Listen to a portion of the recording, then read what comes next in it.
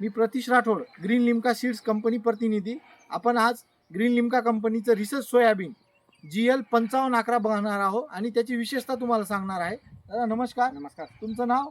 गजानन रामभाऊ कचवे. कचवे.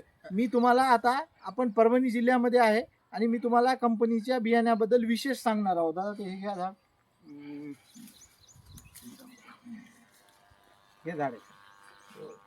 आपण पाहू शकतो खालून तर वरपर्यंत शेंड्यापर्यंत ह्याला शेंग लागते.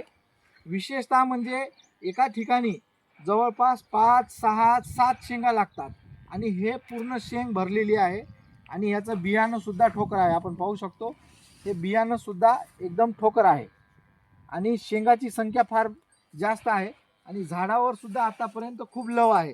ह्याला फक्त 2 फवारणी केलेली आहे. आपण पाहू शकतो पूर्ण शेतामध्ये सगळं प्लॉट एकदम हिरवगार नंबर 1 प्लॉट आहे.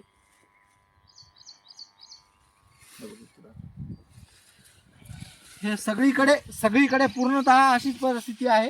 सगळीकडे कुठं पाहू शकतो आपण, सगळीकडे पाहू शकतो.